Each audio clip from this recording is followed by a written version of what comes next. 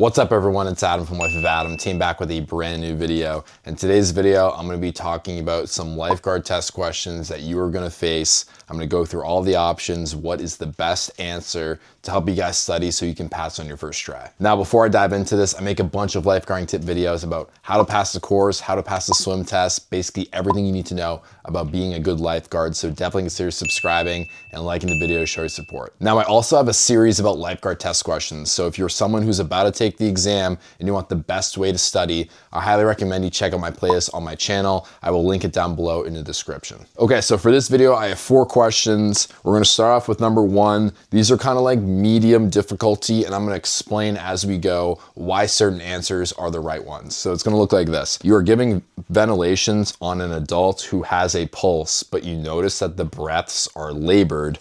What should you do? Is it A, stop breaths and reassess the pulse? This is not right because you already know they have a pulse, so you don't need to do that. B, continue and monitor for vomiting / pulse loss.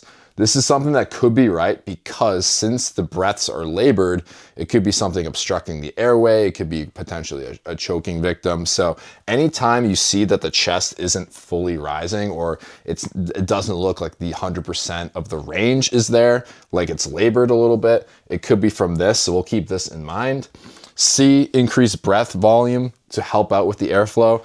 I mean, you could technically do this, but it's not actually allowed because you're supposed to do a certain amount, like a fixed amount per victim. We'll just put a pin in that. And D, begin CPR.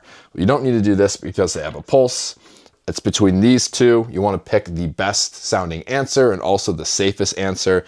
And that would be to continue, monitor for vomiting and pulse loss versus increase the breath volume.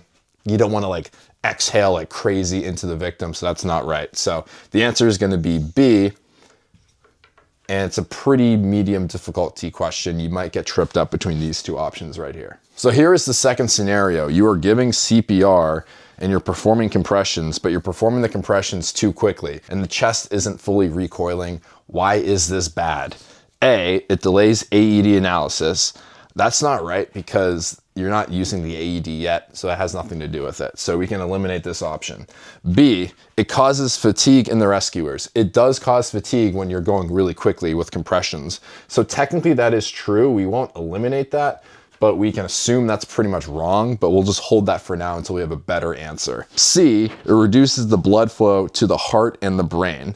Now that sounds pretty much right because when you're not letting the chest fully recoil and not doing the complete compression, you are limiting blood flow. So right now this seems like it's the best answer.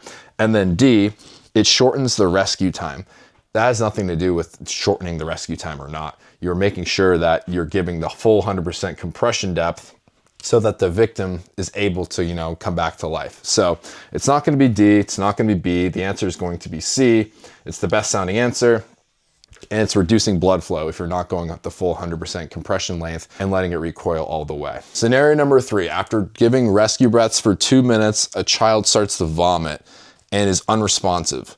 What do you do next? A, roll the victim on the side and clear the airway. Now this option sounds pretty good because anytime you want to put someone in a recovery position, you put them on their side so that if they start vomiting or they have trouble breathing, all that liquid or whatever's clogging their mouth, the gravity can kind of take it out of their mouth versus them being laying on their back and having that like just sit in their throat. So that's ideal right here. And clearing the airway is also good since they vomited. So I'm gonna hold that right here, put a pin in that. So that's pretty good. B, suction the airway and restart breaths. This technically could be a potential solution. You suction the airway to clear it and then you restart breaths. However, that's not something that's taught. So that's not an option.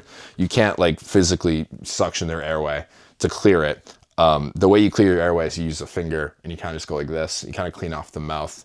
So that's not something that's taught, and that's not something I don't even think it's allowed.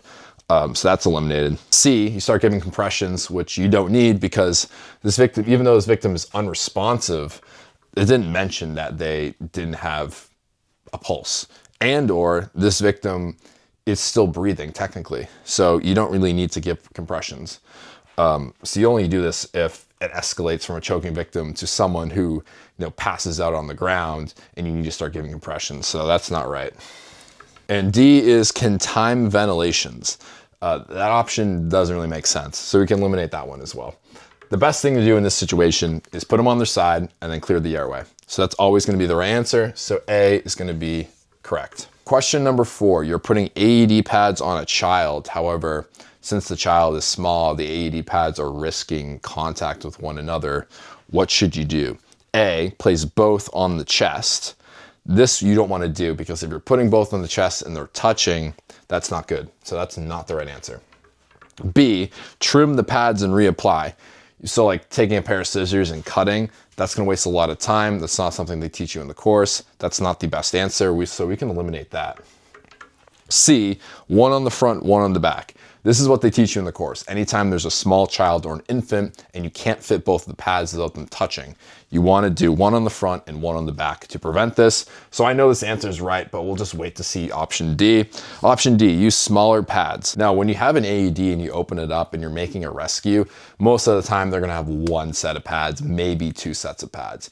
If there's just one size, you're not going to be able to exchange and try to find like an infant or a child size AED pad. So this right here is not really like a feasible example. Most AED pads only have one set. So the best answer in this situation is to do one on the front, one on the back, because this is a live emergency. You're not gonna be able to go and look for other sets of pads and other versions that may or may not exist. So hope you guys enjoyed this video and found it helpful. Like and subscribe if you're new to the channel. Comment down below if you have any questions, and I'll see you all in the next video.